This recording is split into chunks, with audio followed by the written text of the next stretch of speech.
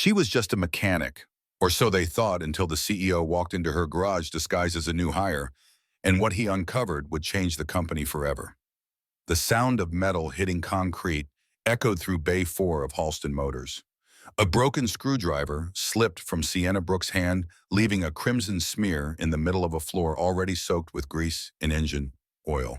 She bit down her scream, her breath catching in her throat. No one would hear it anyway. No one ever did. She pulled a filthy rag from her pocket and wrapped her bleeding fingers without a word. The gash ran deep down to raw flesh, but there was no time to treat it, no aid station, no compassion. "You all right over there, lady?" a voice called out, new, unfamiliar. A man in a grimy jumpsuit and a worn cap stood at the edge of the garage. He'd been introduced that morning as Jay, a quiet new hire. Sienna didn't look up. "I'm fine," she muttered. "It's not like they keep first aid kits around here." Jay paused, lingering longer than he should have. He wasn't just looking at her, he was scanning everything. The flickering lights, the buckling hydraulic lift, the tools held together with tape. What Sienna didn't know was that Jay wasn't just a new hire. He was Evan Halsten's CEO in disguise. 3 days earlier, Evan Halsten had walked into Garage 4 not as a CEO, but as a nameless, low-level mechanic with a forged resume and a borrowed jumpsuit. No chauffeur, no clipboard, just grease-stained gloves and a heavy heart. He didn't recognize what his father's legacy had become. Halston Motors, once a modest family-run garage founded by a Cuban immigrant with calloused hands, had grown into a corporate giant. But somewhere along the way, the soul of the company had been lost. That's why Evan came. Not with cameras or suits. He needed to see it for himself, feel the cracks in the system with his own hands. And now, just 3 days in, he had seen blood. Sienna's blood. Her workstation was surrounded by broken tools, a drill with no safety guard, a jack that moaned under pressure, gloves so torn they barely counted as protection. "Jay, clean up that spill, unless you want your paycheck cut," barked Lester Crane, the regional manager from his glass office. Lester barely glanced at Sienna's injured hand. Evan bowed his head and said nothing. But deep inside, something shifted. A quiet storm was beginning to rise. Lunch break. The break room was cramped and dim, the air stale with the scent of reheated food and years of exhaustion. Sienna sat alone at a splintered table eating cold rice and canned beans from a plastic container. Her cracked phone lit up Rent's due Friday. "Mom, don't forget. Love you." She stared at the message a second longer than she meant to, then flipped the phone over. Jay Evan walked in with a store-bought sandwich and sat across from her, taking a slow bite. "This place, it's worse than I expected," he muttered casually. Sienna didn't look up. "That's because you haven't been here long enough to expect anything. These tools, I've seen better ones at junkyards." Now she met his eyes. Worn, fierce. "They keep everything one step from killing us. And management's only investment is in that glass office in Lester's BM. "Why not leave?" Evan asked. Sienna gave a bitter smile. "I tried. 7 places. 3 asked if I knew how to clean desks. 2 turned me down when I mentioned it to my kids. This is the only place that lets me get under a hood." Evan nodded, silently ashamed. He had approved the very budgets that bought those tools and ignored the blood they cost. That night, long after everyone had left, Evan returned to Garage 4. Alone. He used a rusted key his father once kept hidden behind the vent panel and slipped into the old storage room, a graveyard of forgotten parts and buried truths. Dust filled his lungs. Darkness clung to the shelves like cobwebs. Then he found it: injury reports. Bay 4. Name after name. And again, Sienna Brooks. Chemical burns, crushed wrist, deep lacerations. All marked employee error. All dismissed. Then another document, an internal memo from Lester Crane to HQ. Delaying equipment upgrades saves approximately $520,000 annually. Risk is statistically acceptable. At the bottom, a signature from Halston's finance department. Evan's hand trembled. These weren't just numbers. These were choices, his choices. Then he found something older. A folder marked Incident, 2005. Inside, a photo of a black man holding a baby girl. Elijah Brooks, Sienna's father. He'd died under a failed lift. The same jack still sat in the garage today. Beside the photo, a faded approval signed by Elijah Halsten, Evan's father. Evan staggered out, breath shallow. This wasn't just about tools. It was about a legacy poisoned by silence. Evan sat in his car that night, staring at the flickering sign above Garage 4 Halston Motors. Half the lights were out, like the truth he'd spent years ignoring. His father used to say, if a single bolt isn't safe, the whole car's a lie. And now Evan realized the empire he'd built had become a lie. One constructed on overlooked blood, on ignored pain, on the illusion that silence could protect something. His phone buzzed, a message from Miriam Zhang, head of legal. Documents ready, confidential. Are you sure about this? He replied with one word. Yes, then 2 p.m. tomorrow. Bring the auditor. No one else. He took one last look at the garage. Sienna was still inside mopping up oil with one hand, her other bandaged in a bloodied rag. She had bled for a company that didn't know her name. But tomorrow they would, because Evan Halsten was done watching from the shadows. He wasn't Jay anymore, and tomorrow someone was going to fall, and it wouldn't be Sienna. The next morning, Evan arrived before sunrise. He wore no mask, no full disguise, just the old cap pulled low over his eyes. It wasn't to hide, not anymore. It was a reminder of the lie he'd lived, and the truth he now owed. From his parked car, he saw Sienna limping toward the garage. Same torn gloves, same blood-stained bandage, same quiet fire in her step. She's bleeding for a company that doesn't even know her name, he whispered to himself, gripping the steering wheel until his knuckles turned white. By 9 a.m., Lester had assembled the team like a general rallying troops. Only this wasn't leadership. It was intimidation. No more overtime, he barked. No more whining about tools. And no more complaints from you. His gaze stabbed towards Sienna. She stood tall, silent, her chin lifted. I'm not whining, she said calmly. I'm asking for equipment that the law requires. Lester scoffed, almost snarled. The law, who do you think's gonna listen to it? He caught himself before the slur could finish. Smirked instead. A replaceable mechanic. But what Lester didn't know was today someone was listening, and that someone owned the place. Exactly at 2 p.m., a sleek black sedan pulled into the diner lot across the street from Garage 4. Evan stood waiting. Out stepped Miriam Zhang, legal director, sharp-eyed and calm. Beside her was Delia Hart, a forensic auditor known in corporate circles as the Guillotine. They sat in a quiet booth away from the grease and fumes, but not away from the fire. We've got it all. Miriam began sliding over a thick folder.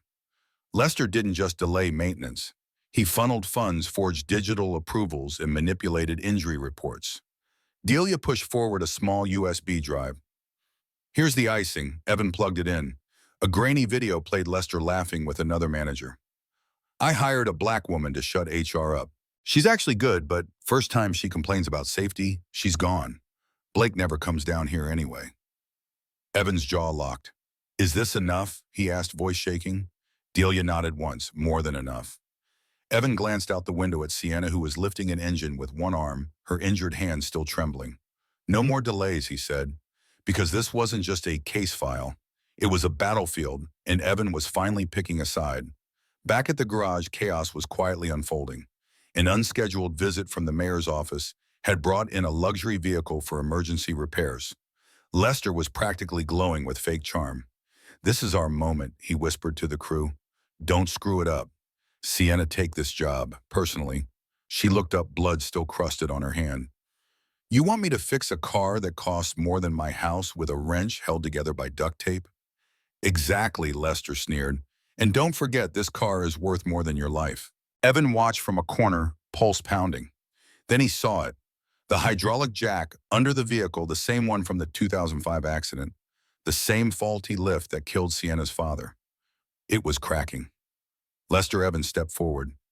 That jack's compromised you, Lester snapped, are about to ruin your life. And then it happened.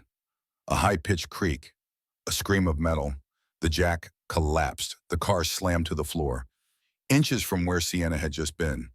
Gasps echoed. The mayor turned pale. My God, someone could have died. Lester stumbled for words. Sabotage, human error. But Sienna stood tall. I reported that jack 3 months ago. You're fired, Lester snarled, face red, voice cracking. Sienna opened her mouth, but she didn't need to speak. Because Evan did. No one is getting fired today, he said, stepping forward into the center of the garage. Except you. Lester turned. confused, defensive. Who the hell do you think you are? Evan removed his cap, straightened his back. I'm Evan Halsten, CEO of Halsten Motors. Silence. The mechanics froze. The mayor blinked. And Lester? Stammered, stumbling backward. This is some kind of trick. No trick, Miriam said, entering with Delia. Just truth. She held up her tablet. The grainy footage played aloud for everyone to hear. She's just a black woman to fill quotas. Delia followed up with charts. Spreadsheets, signatures, all traced, all forged. The mayor stepped away from Lester like he was a contagion. This is criminal, Lester shouted, voice breaking. I was protecting margins, meeting targets. This is your fault. Evan didn't flinch. You're right, he said. I was blind. I let this happen. But today I see it, and I won't be quiet anymore. Security entered. Lester's screams faded behind closing doors. After the chaos settled, Evan turned to the stunned group of workers. This garage is closed for full renovation, he declared. Every one of you will receive full paid leave. When it reopens, there will be new tools, new safety systems, and new leadership. He turned to Sienna. I want you to lead that effort. The room inhaled at once. Sienna's brows furrowed. Why me? Because you've bled for this place more than anyone, and because you've never once let it break your spirit. Her eyes narrowed. You said it yourself, you let this happen. Why should I trust you? You shouldn't, Evan replied honestly. But you can trust this. I will fund every request you make. I will follow every protocol you write, and I will never ignore your voice again. A long silence. Then the mayor stepped forward. My office will assign an independent inspector to monitor these changes. No more shadows. Sienna nodded once. Not agreement, not forgiveness, but perhaps a beginning. 1 week later, Garage 4 buzzed with unfamiliar sounds progress. Delivery trucks rolled in with crates of gleaming equipment. The walls were scrubbed clean. The stench of oil and neglect gave way to something almost hopeful. Sienna stood near the bay door, arms crossed, watching old machinery hauled out like ghosts being exorcised. She didn't smile. Not yet. Evan approached holding a revised blueprint. We're adding 2 new exhaust ducts. Thoughts? She glanced at the design. Still not enough. You'll need 30% more output if you want clean air during peak hours. Approved, he said without hesitation. She turned to him surprised. No consulting the board. No finance approvals. He shook his head. You've been breathing this air for years. They haven't. She looked away for a moment, then said quietly, I still don't trust you. Evan didn't flinch. I don't blame you. But deep down, he could feel something shift. She wasn't just fixing a garage. She was rewriting the rulebook with hands that had once bled on bolts and a voice forged in silence. That afternoon, Evan followed Sienna on a walkthrough of the facility. She moved with a quiet authority, not loud, not showy, but unmistakable. They stopped in front of an old vent in the east wall. Someone passed out here last year, she said flatly. CO2 buildup. No one wrote it down. There's no record. Evan's stomach turned. How many other things aren't in the files, he asked. Sienna looked at him like she'd been waiting for that question her entire life. More than you'll ever find in a spreadsheet. She pointed to the toolbox near the corner. That kid Marcos, he almost lost a finger when the latch snapped. They made him finish his shift. Evan turned to Miriam. Surprise audits, all garages, no notice, she nodded. Already started. 3 managers removed this morning, Sienna folded her arms. I don't think like a boss, Evan. I think like someone who's been hurt. I think like someone who doesn't want others to go through what I did. He didn't respond. He just listened. And in that moment, he realized real leadership doesn't always come from titles. Sometimes it rises from scars. Later that night, Evan's phone buzzed. Frank Delaney, Chief Financial Officer. The voice on the other end was sharp, condescending. You've lost your mind, Frank spat. Upgrading 5 garages, paying for months of leave. Do you know what this is doing to our quarterly projections? Evan stood by the window of his office watching lights flicker across the city skyline. I know exactly what I'm doing, he replied. Frank scoffed. Well, the board doesn't. Townsend's called an emergency vote. They want you out. Evan didn't react. He'd been expecting this. Let them vote, he said. But make sure you're there. I have something to show them. He ended the call, then reopened the old video grainy footage of Sienna dodging a collapsing car, her face pale with pain, but unwavering in purpose. He replayed the moment she stood tall, defiant, facing down Lester like a warrior. This wasn't about corporate liability anymore. It was about legacy. And if they were going to remove him, they'd have to look her in the eye first and live with what they saw. Friday morning, the corporate auditorium was packed. On one side, shareholders in tailored suits, eyes narrow with suspicion. On the other, garage workers in scuffed boots and faded uniforms, their faces unfamiliar in this sterile, glass-paneled world. Evan stood alone in the center. Richard Townsend, vice president, leaned forward like a wolf ready to pounce. The vote today is to determine whether Mr. Halsten remains CEO after his reckless spending and policy overhauls. I'd like to speak before the vote, Evan said calmly, 15 minutes, per the bylaws. Richard rolled his eyes but nodded. Evan turned on the projector. The screen lit up with a black and white photo, his father, Elijah Halsten, smiling beside a beat-up car with grease on his shirt and pride in his eyes. He built this company with his hands, with borrowed tools and borrowed time. And two rules: protect your workers and honor your customers. The next slide showed financial gains, profits soaring. Then the next play, gloves, a shattered Jack Sienna's bandaged hand. This, Evans said, voice low, is the cost of forgetting Rule 1. Gasp rippled through the room. This isn't emotional, it's accountability. Then he handed out sealed folders, one for each board member. Inside, the truth. Just as murmurs filled the room, a voice cut through it, clear, steady, unmistakable. I'd like to say something, Sienna said, rising from her seat in the back. Everyone turned. She didn't wear a suit. She didn't need one. She wore her story. I've never been in a boardroom, but I know what it feels like when the floor gives out beneath you, literally. She rolled up her sleeve. A scar, angry deep, ran along her forearm. This happened when a lift collapsed. No workers' comp. No hospital call. I went back to work the next day because I had mouths to feed. She looked at the room full of men who made decisions without ever touching the ground floor. You've made millions from hands like mine. But if that doesn't move you, then maybe the lawsuits waiting outside will. Richard Townsend leapt up. This is outrageous. She doesn't have standing. Evan clicked the remote. A graph appeared. Garage 4 post-reform complaints down 100%. Productivity up 28%. Profit up 15%. Turns out, Evan said, smiling faintly, dignity isn't a liability. It's a better business model. The vote began, and the room knew everything had already changed. The vote was unanimous. Evan Halsten would remain CEO. But the win wasn't his alone. As he stood outside the boardroom doors, Sienna joined him, shoulders squared, eyes calm. You didn't have to let me speak, she said. I didn't let you, Evan replied. You earned that room. Word spread quickly through the company. Workers in distant garages began sharing their own stories. Photos of broken gloves, rusted helmets, and torn uniforms began flooding Evan's inbox. Each one a piece of the puzzle he had once ignored. That evening, he sent out a company-wide memo. If you've been unheard, we're listening. If you've been unswept, we're fixing it. If you've been broken, we're rebuilding together.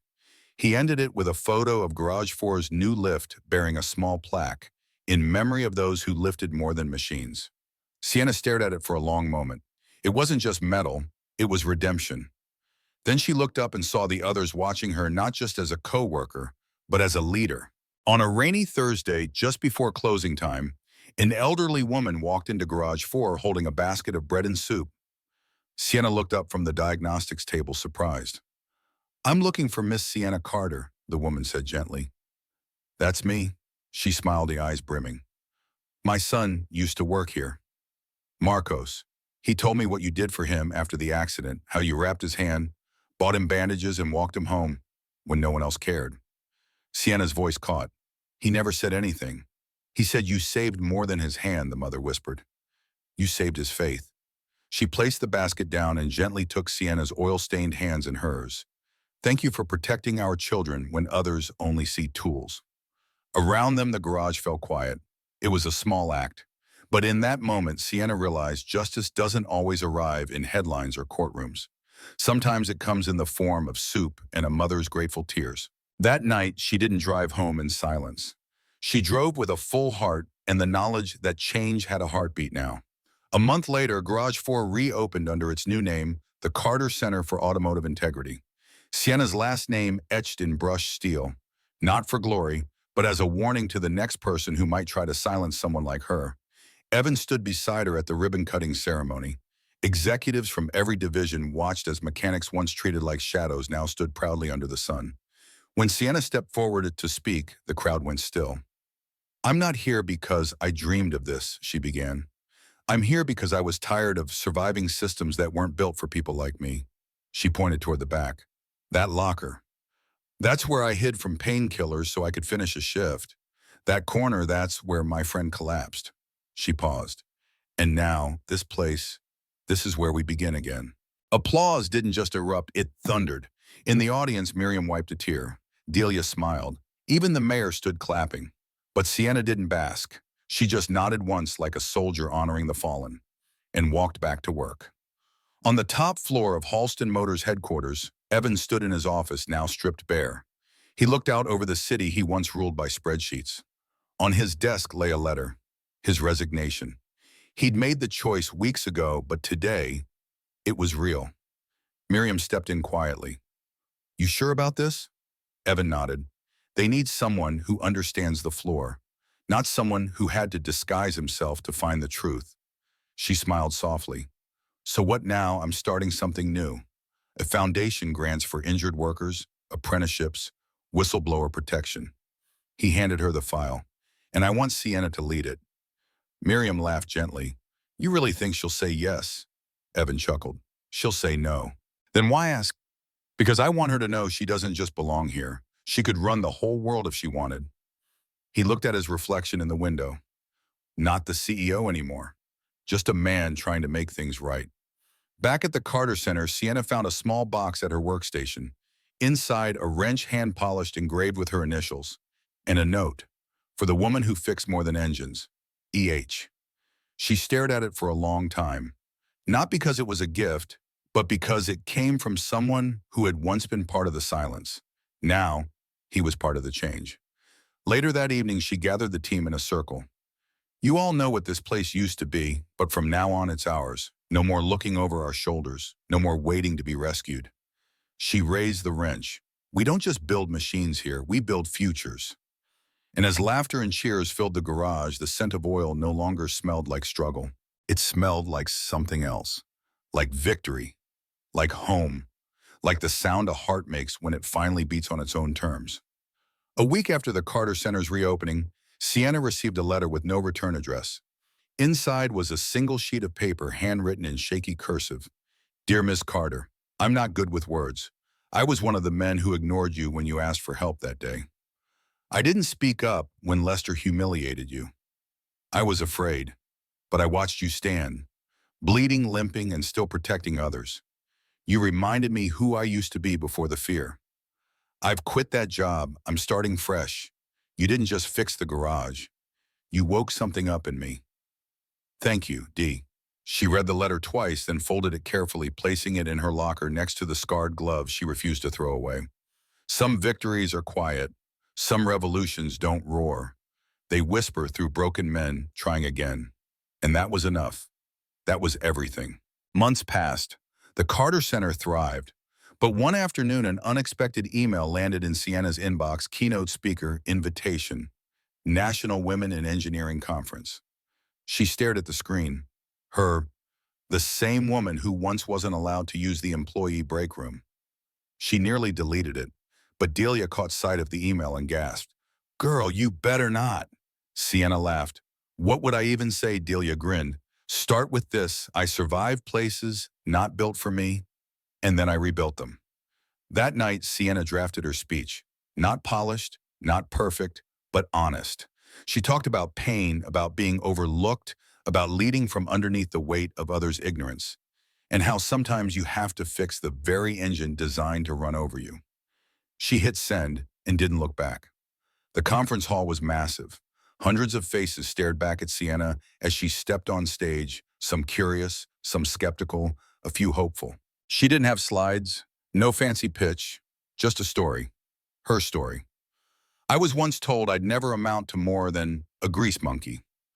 That I didn't look like leadership. That my silence was my safest tool." She paused, scanning the room. "I believed them for a while, until I saw someone else being hurt, and I chose to be loud. She spoke of garages and broken lifts, of injustice ignored, and courage found in wrenches and whispers. Tears shimmered in the crowd. When she finished, the room rose, not out of politeness, but because they saw themselves in her, scraped, doubted, dismissed, and still standing. Backstage, a young woman approached her, barely 20, shaking. "My dad said women don't belong in garages." Sienna leaned in. "Then show him what a woman can build." One afternoon at the Carter Center, a boy no older than 16 showed up holding crumpled blueprints and wide eyes. "I saw your speech online," he said, breathlessly. "I want to be a mechanic. But my school says I should be something safer." Sienna crouched beside him. "What do you feel when you're around machines?" His face lit up, like they finally make sense, like I do too. She stood up and smiled. "Then you're already halfway there." She offered him a tour, introduced him to the crew, and placed his blueprints beside hers on the workbench. "Stick around. We're not just fixing cars, we're fixing what the world said you couldn't be." The next day he came back, and the day after that, another seed planted, another system unlearned, all because one woman chose to stay, to bleed, to speak, and rebuild the path, brick by broken brick. Late one evening, long after everyone had gone home, Sienna sat alone beneath the Carter Center's flickering ceiling lights. She looked around the new lifts, clean uniforms, framed letters from workers across the country. Her fingers brushed the scar on her arm. It didn't ache anymore. Outside, a breeze blew past the open door, carrying the faint scent of oil and autumn. She picked up her wrench, held it like an old friend, and whispered softly, "We made it. Not just through injury, not just through injustice, but through the silence, the doubt, and the long nights no one saw." Evan's foundation was up and running. Miriam was CEO now. The garages were safe. And Sienna, she was no longer just a mechanic. She was the blueprint, the voice, the fire, the home for those still searching. And as she locked up for the night, one thought echoed in her heart. It was never just about fixing machines. It was about fixing the story. True change doesn't always come from the top. It comes from those who rise up even when no one is watching. One voice, one act of courage can ignite a revolution that transforms systems, restores dignity, and empowers the unseen.